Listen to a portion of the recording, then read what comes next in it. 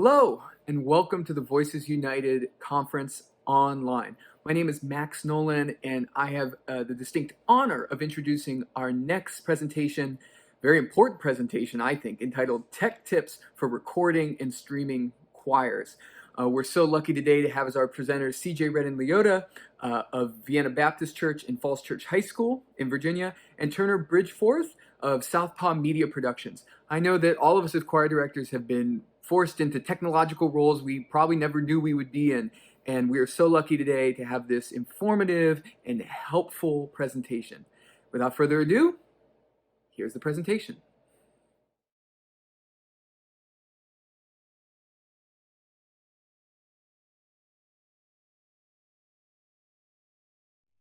Well, greetings and thank you for joining us for this session for ACDA Voices United for tech tips for the choir directors. Today we're going to be talking about recording and ways that we can use technology that we have in our buildings that we may be able to easily procure to make great recordings, both audio and then being able to translate that into some video recordings, knowing that not all of our audience is going to be able to be in our church spaces, be at our concerts this year. And it's always good as a conductor to have those great archives and things like that in your pocket ready to go. My name is CJ Redden-Liotta. I'm the choir director at Falls Church High School in Falls Church, Fairfax County, Virginia. I'm also the minister of music at Vienna Baptist Church, also here in Fairfax County, Virginia. My background with this sort of thing is that I did a lot of, in college and beyond, freelance audio engineering, for lack of a better term, for musical theater, for cabaret, for live performances. And I have with us a veteran of the television world, Turner Bridgforth. Hi there. I'm a retired television director. 30 years sitting in little dark rooms looking at television sets was enough for me. But have since, long before I retired from that, and ever since I retired from that, always had an interest in and love doing the tech side of production, both particularly in music, but also video, recording, editing, mastering. So music has been something that I've always loved. Recording has been something I have loved because it keeps me learning. Technology is changing so fast that it keeps me learning. I do work now and do a lot of things with theater, both community theater and professional theater, and I've worked with several churches to upgrade and improve their audio systems, and currently work in my own church to do video streaming and audio. So that's kind of my background. Great. So the first thing that we wanted to talk about today is what we need to do to be able to make good recordings for our choirs. I know as a choir director, there have been many times where I've just kind of dropped my iPhone on the stage and hit record, maybe even plugged in a microphone to my phone, or just, whatever happened to be in the room, just turn the microphones on the soundboard and hit record. But I know from experience and with working with people like Turner that there are ways that we can improve those recordings so that we get the best sound out of our choir, and that the recording is as close to the live experience as we can get from a recording. So toward that end, I've worked a lot with everything from small ensembles to individual performers, vocal, instrumental. I guess my largest being 100-member choirs with full orchestras of up to 30 people. And my first experience with that, I didn't know what I was doing, and I used 4 microphones, and it worked great. Since I learned better, and I'm not sure the recordings have gotten any better, but I'll show you what I learned. Recording a choir, your objective always is to get a clear, balanced recording. I realize it's a little ridiculous for me to sit here and talk about balance in a choir to choir directors. You know what balance is, and you know how to make it work. Making it work with microphones can be a little bit different because microphones will pick up differently than what you hear. In this process, microphone selection and placement are really 2 of the critical points. And we're going to talk about some base knowledge on those and then move on into that part of how that works. let me move on here. We're going to talk about types of microphones. There are two types basically that we're going to talk about: dynamic mics and condenser mics. I'm sure you have both. I'm sure you have a lot of them in your audio closet or in your sound booth or maybe in your desk drawer. It just depends on where you happen to store your stuff. We're going to talk about dynamic mics first. They are the workhorses, the ones you see everywhere that people are doing anything. Here they come. They are dynamic mics. Have a fairly large diaphragm. The diaphragm works by air pushes on a diaphragm, it hits a coil, and a magnet makes a signal and sends it out. So the diaphragms are pretty heavy. They're pretty large. They're not as sensitive as a lot of mics, particularly condenser mics. You use dynamic mics for loud or explosive sounds, instruments, drums, bass cabinets, but they're also great for vocals, particularly if a singer wants to get right up next to a microphone and they're going to push it hard. That's a great mic to use. They're rugged, they're durable, they're less expensive than a lot of condenser microphones. They'll last you forever if you treat them right. And that's why I say you probably have some sitting around somewhere in your drawer, or I'm sure your technicians or your students know exactly where they are. Here's a few you'll be familiar with that we'll take a look at. I'm sure you recognize some of these. This is the SM57. This is a dynamic mic that has been around since the 60s. Go back and look at old footage of presidential press conferences, and this is what was used on the desk of the president. It's a great vocal pickup for voice and for singing, actually. Used mostly now for instruments, drums, drum overheads, cabinets. I've used them for strings and actually have heard them favorably compared. While it's a $95 mic or a $75 mic, depending on where you look for it, I've heard them compared favorably with $800 Neumann large condenser microphones. So they're a really good, reliable mic.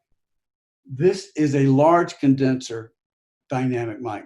Don't see too many of them, but this one is probably one of the most ubiquitous mics in the recording industry.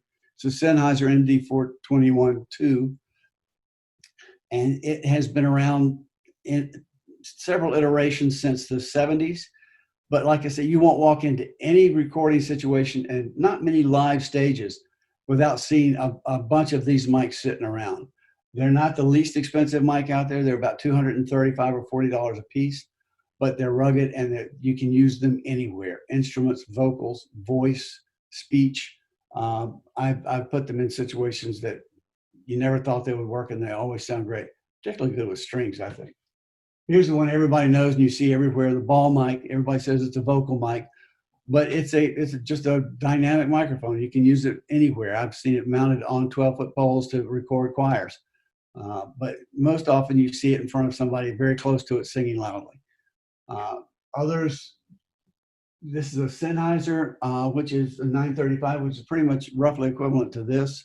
This is a Shure Beta 58. This is Shure Super 55. It's a great dynamic mic. It's a very good vocal mic. The live performances, I see in the studios, but also it's a nice little feature mic that you can use for prop for things also. So it's not cheap. It's those up there on the screen. I think the most expensive one of most of them would be the Sennheiser at about $135, $140, maybe a little bit more. The Shure Super 55 would be $250. Everything else is below $150. So, there's lots of choices out there. And like I say, you have most of them. Now we move on to condenser mics. I actually just learned this the other day, that condenser is a misnomer. It's actually a capacitor microphone. But in the old days, capacitors were called condensers, and that name kind of stuck when it came to microphones. The main difference between this and a dynamic mic, it's got a smaller diaphragm, so it's going to be more sensitive. It's great for instruments, vocals, ensembles. It requires a power source, either a battery or a phantom power source. There has to be an electric current running between the diaphragm and a metal plate to create the signal that gets fed out. So that's one of the things you have to be aware of if you're going to use condensers. You better have some microphones available and some batteries available, or phantom power on your mixer. They come in two varieties, large diaphragm and small diaphragm. We'll go over those. You'll recognize them as we do. Show you some of the different varieties now.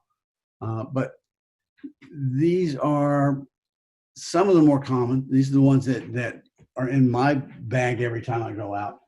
This is a Shure SM81. And if you look carefully at Dr. Redden-Liotta's setup, you'll see one right there prominently set in front of the camera. It's great for vocals. It's really good overhead hi-hat for drums, various instruments. I use them close mic for strings. They're great. I've used them high mics for flutes and wind instruments. There's not much you can't do with them. They've been like some of the other mics. They've been around for a while and really proved themselves to be real workhorses in the industry. This is a AT2035 large diaphragm condenser mic. It's not one of the most expensive large diaphragm mics, but I've just found it to be very warm and useful both in small ensembles and individual singing as well as speech. They can be used for instruments. I've even seen them used quite nicely for overheads for drums or for bass amplifier cabinets. So they're very versatile mic also. Lots of different large diaphragm mics. Moving to some most, oh, I'm sorry, I didn't talk about these. This is a matched pair of small diaphragm condenser microphones. By matched pair, I mean they've been technically, specifically set up to have identical audio signatures so that you can set them up side by side to record stereo with no variation in quality or signal. One left, one right. They're set up right now in an XY configuration in that shot, and we'll show you that in a little while, what that means. Let's see if we can move on. Here's some more condenser mics that you may or may not know. This is the $800 Neumann. And this is the $230 Shure SM27. Now, SM27 is a great mic. It's been around for a while. It's very well liked. It also has the great feature of being able to use it as a bi-directional mic. The bi-directional mics we're not going to go into very much, but they're used in some setups like stereo recording, what's called a mid-side stereo recording. This one can be used in a lot of other situations, studio vocals, voice, instruments. This is a AKG NA1, and that's a good vocal mic mostly. And this is, I'm sure most of you in theater will know that you recognize that as a PZM mic or an area mic. And that's a small condenser mic that records flat out in front of it for distances. Used on stage a lot, but also used in conferences. When you hear somebody talk about mice on stage, they're talking about those PZM microphones because the older ones looked like tiny little mice sitting on the edge of the stage. And the ones I have are old enough to look like that, yeah. So, and I do have several of those because like I said, I do a lot of theater. So you have to have those in your bag. Let's see where we're going next. Oh, nowhere. Okay, we're going to talk now about the pickup patterns or the polar patterns. You'll hear it referred to both ways. Polar patterns is the technical term, but there are three basic polar patterns in microphones. There's an omnidirectional, which picks up everything around it. There's a unidirectional, which picks up mostly in front of it. Those you see cardioid, supercardioid, and hypercardioid, and bidirectional mics.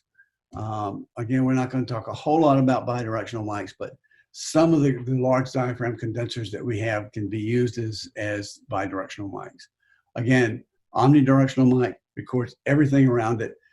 In one of the recording setups that we're going to show you for stereo, a match pair or an AV recording, omnidirectional mics on each side of a choir can be real nice pickup because they not only, if they're close, they get the choir mainly, but they get reflection from the room, so you get some presence there that's kind of nice too.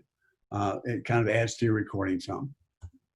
So they're mostly used in lavalier mics on stage, so they pick you and everybody else. This is a unidirectional mic. This is a cardioid pattern. It also comes in a supercardioid and hypercardioid pattern. Advantage is that it does not pick up behind the mic, it only picks up in front, and it minimizes the pickup from the side. You can see here, it just minimizes the pickup from the side so that you got mostly front pickup. These are the ball mics, the vocal mics that you see people using. A supercardioid mic will be a narrower pickup pattern than that, but will have a little reflection on the back.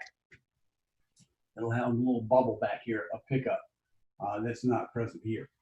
Hypercardioid mic is what you know as a shotgun mic. It picks up mostly in front. We'll have a little bit bigger reflection in the back, but much more narrow here in terms of what it's going to pick up. And let's see where we go. Next, it should be bi-directional, I hope. See if I hit the button hard enough.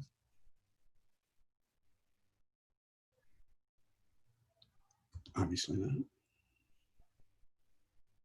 There. Bi-directional mic.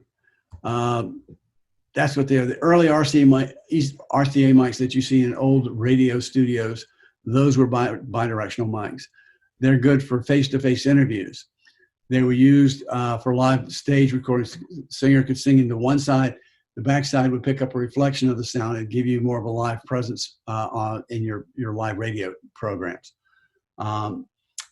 They use for face-to-face interviews and what's called mid-size stereo recording.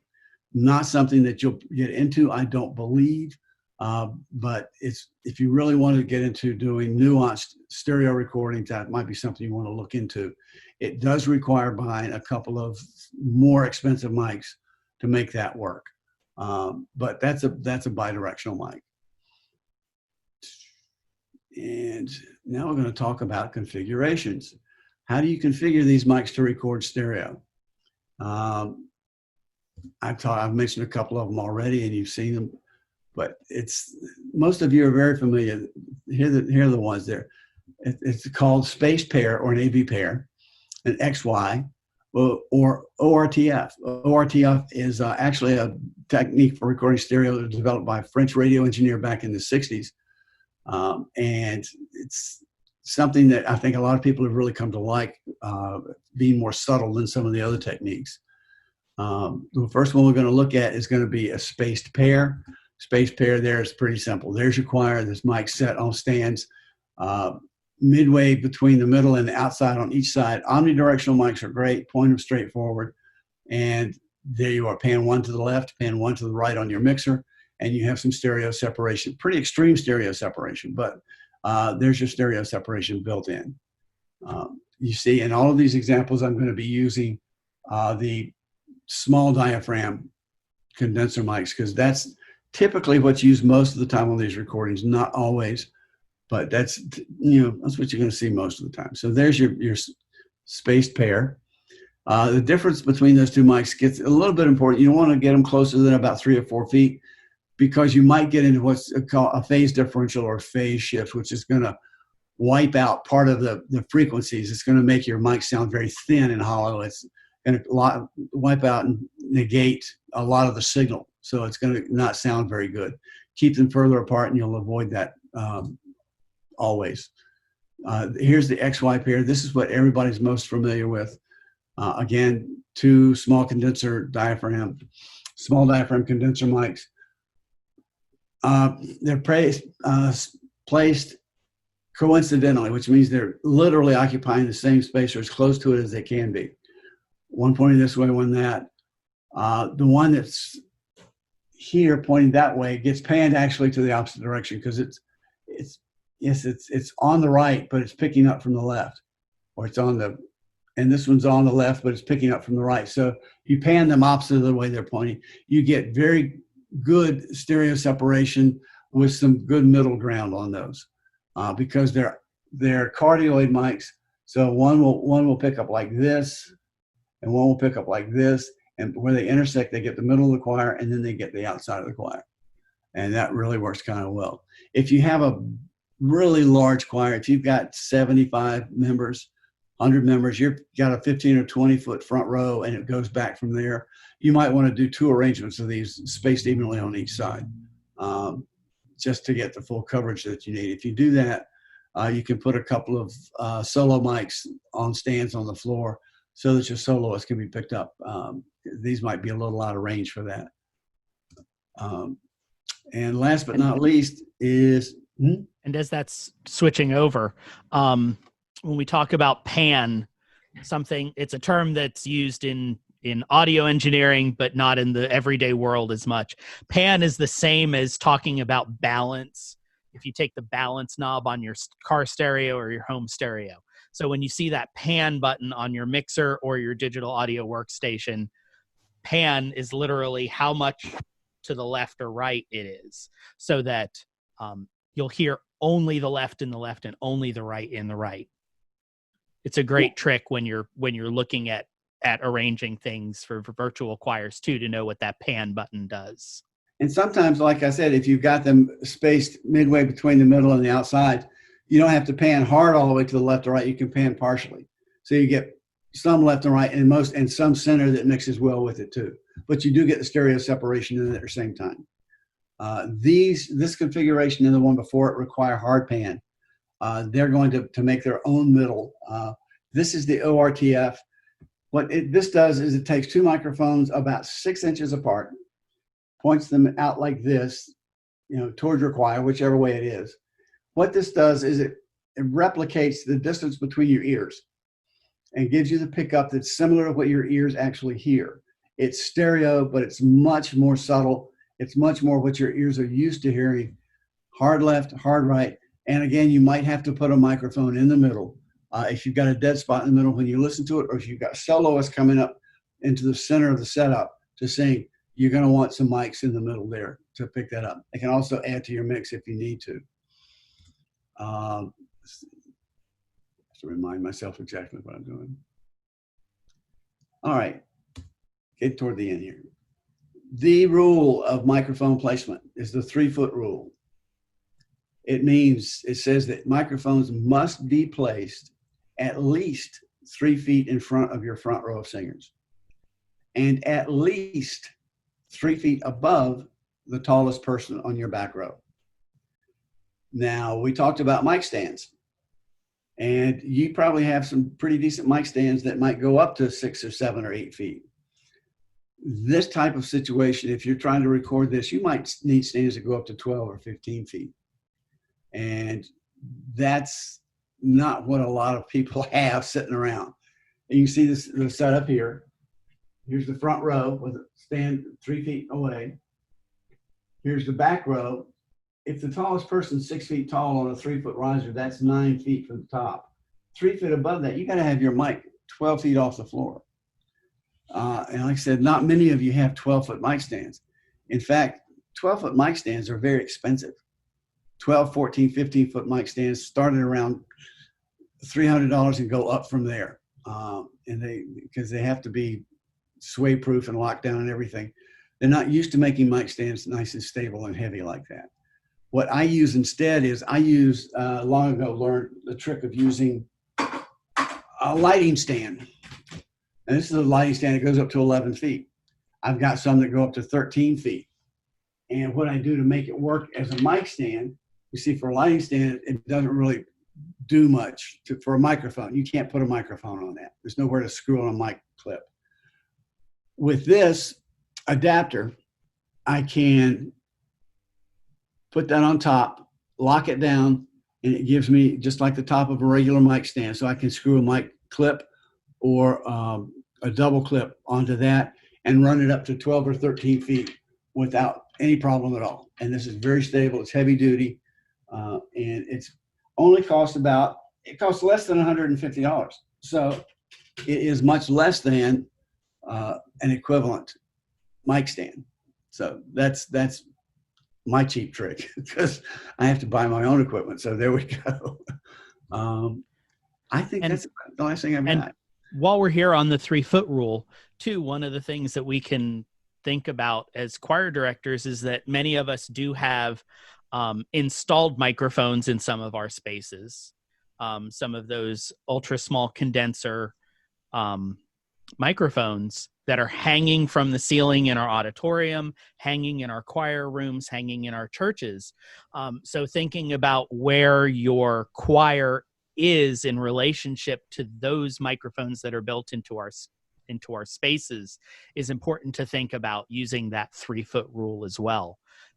Making sure that your choir isn't right on top of those microphones, because you do need that space between the people and the microphone to not pick up individual voices.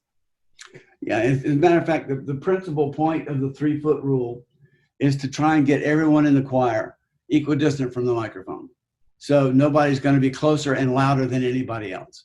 Obviously, if you've got a lot of people, you're going to have to do 2 setups and try and keep them. But if you're up at this angle, you can see you aim right down at the middle of the choir, and everybody's almost the same distance away from that microphone. And that's how you're going to get balance in your recording. As long as you don't have one singer that only has learned that they've really got to sing out to be heard, because that's the one that's going to kill you. That's the main reason the 3-foot rule is there, is to try and get everybody equidistant away from the microphones, get a balanced recording. And having those microphones up also does help that you don't really have any one singer. If they're singing properly and looking at the conductor and facing the audience, their voices aren't going directly into those microphones, which is certainly helpful in recording and making sure that you do get that balanced sound on your recording. I've seen some beautiful recordings done with an ORTF setup with an additional mic in the middle on a boom mic 10 feet tall, maybe 12 feet, directly above the director's head, with maybe an 85-member choir spread out around the room, all on the floor. But it was a beautiful sound. It really did a nice job. So it's just keep in mind, there's different ways to do this. If you want to put it right over the director's head and hear what he hears, play around with that and listen to it. The main thing to do with these things is play with them. That's how you learn what they sound like and what you want them to sound like. Yeah, as we do in live performance, you never want to hit record without checking everything to be the way you like it. Just the same way that you don't walk on stage in a theater performance without making sure that the mic is on and the right level that you want it to sound in the room. So these are the important things to remember when you're recording. You can't count on your equipment working the first time every time. And one of the bigger mistakes I see people make, and particularly in terms of the level of the recording, people worry about over deviating, getting too loud and distorting. A bigger mistake is recording too soft a level. If you're recording below minus 10 dB, minus 12 dB, then what you've done is you've created a low floor that when you amplify that sound, you're going to amplify every bit of noise in the room, whether it's air noise or people breathing or blowing their nose or whatever it is. If you are recording too low a level, when you bring that up, you're going to bring that floor right up with it, and you're going to hear all of that noise. So keep your level between -8 and 0 if you can when you're recording. Yeah, unfortunately, even with all of our new digital tools that we have, some of those things, if it's not recorded right, you can't fix it on the digital end. You can't take all of the background noise out of a recording without taking some of what you intended to record out of the recording, especially if it's recorded too low. I've had that happen a few times in our virtual choir environments, and dealing with different recordings from different places with different equipment. It starts to sound like a science fiction movie. So now that we've talked a little bit about the audio end of it, can you give us some tools? Some of us have been used to, some people that I've seen, our whole idea of recording now is taking one of these and putting it in front of the choir and hitting go, and using it as a video camera, which, it's great that we now have these very high quality video devices. But you kind of need some specialized video devices to make sure that you're getting the quality video and the quality audio at the same time without taking the video and the audio and having to stitch them together later in a video editing program. So what are some of the things that we should be looking for when we look at our video cameras? Well, I have all 3 types of cameras, actually 4 now, that are really readily available to consumers in schools and churches. And that's a small camcorder. You've got them basically smaller than your hands, than your fist, that record now, high definition footage for nothing. I also used regular camcorder style consumer camcorders and prosumer, professional level consumer cameras. They've got the features of a professional camera, but are set up for consumers. They each have their advantages. The small one is like the camera. You've got it with you. You open it up. You can record. The only mess they create is they have usually require some extra software to download the video, so that you have to, sometimes that doesn't quite work the way it's supposed to. Not like your phone. The standard camcorder that people hold in their hand, people have stopped using those because the cameras are so ubiquitous.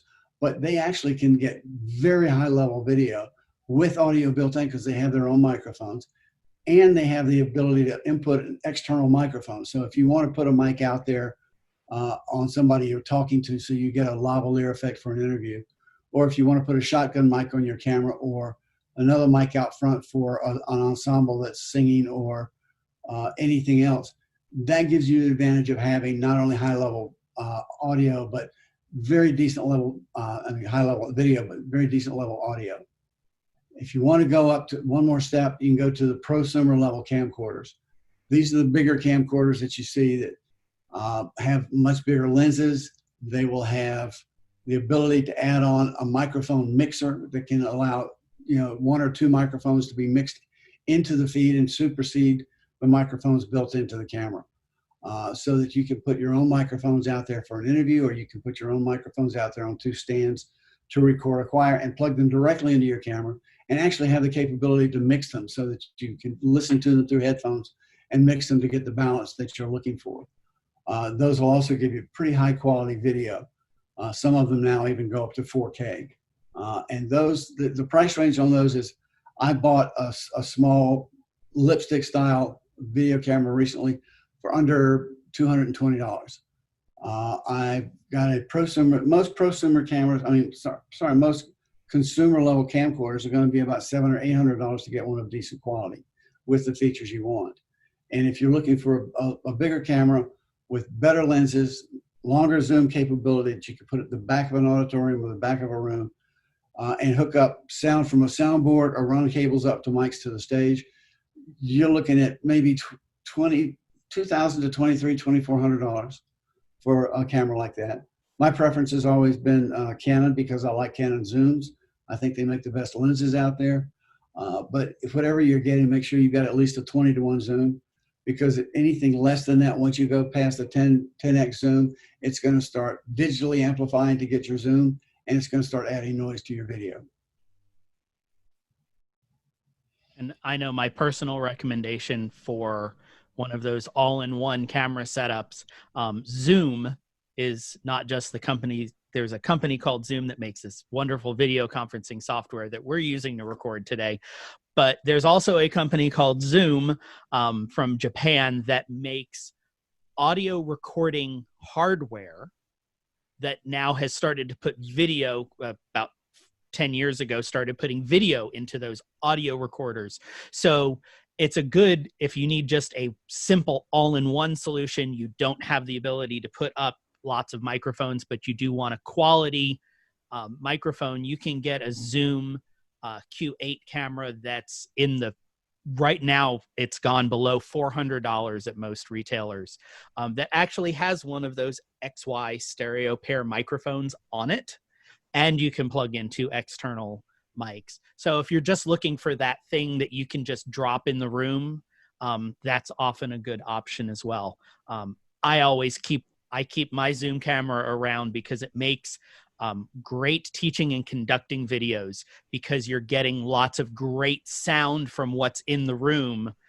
So if you're putting it in, if you're trying to get a good conducting video and you're putting it with your choir, it's getting a lot of the room and not just the person who happens to be standing next to your video. Like if you put your iPhone on a tripod sitting in your choir, and it's just going to hear that alto on the end who happens to be the closest. So that's some of the, with all of this technology now, we've got lots of great options that you can go from $100 camera and you're going to get the video quality you get. but even some of these prosumer cameras, with everything getting so, with all of these companies putting out things so quickly, you can also get some of these prosumer cameras refurbished or very lightly used by professionals at a pretty decent price now from reputable retailers who do that refurbishment. Or wait 6 months and a new model will be coming out, so start dumping the old models cheaper. And they're just as good as anything else you're going to buy. They just may be missing one feature. But that's that instance too. When I said technology is changing so fast, it's really hard to tell when to buy and how long to stick with what you've got. I think it's the experience a lot of us have with computers, is you hang on to your computer long enough and suddenly none of your software works with it anymore. So you have to buy a new computer. Same thing's going to happen with cameras. Same thing's going to happen with a lot of stuff. But the zoom cameras I like a lot because they're great in small room situations, not small, medium room situations. If you're going to use it in a large room, you do need to move closer because it doesn't have a big zoom capability. But I can vouch for the audio quality of those. It's really superior to most of what you're going to get out there.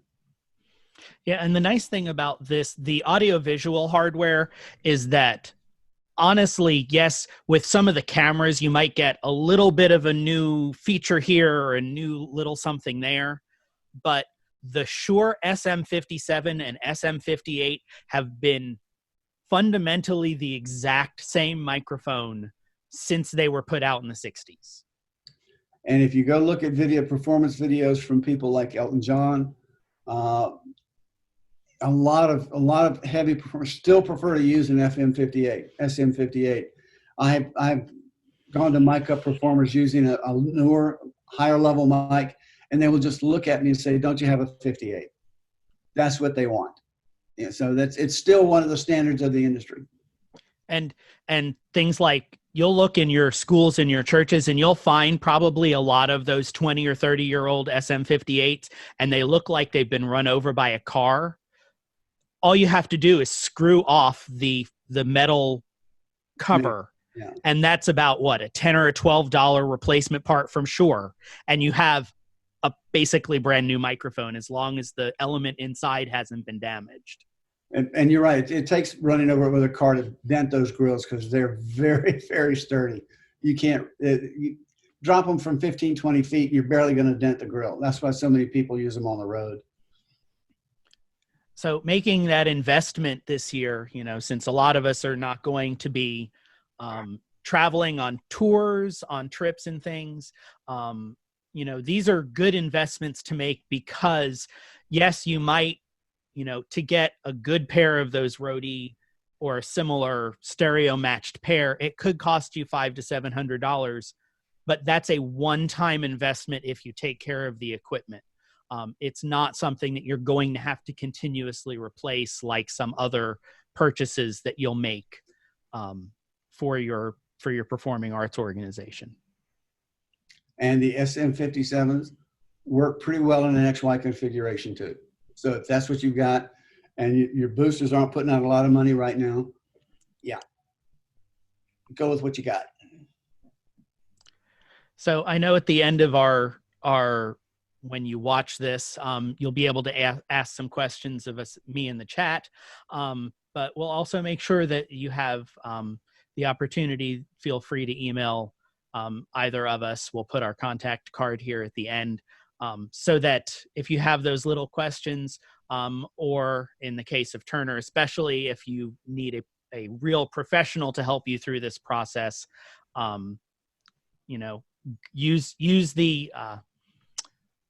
use the resources that you have to get the answers that you need so that you'll have the best quality recording that you can.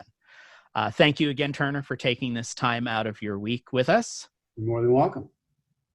And again, thank you for joining us to talk about all of these tips that we can give you.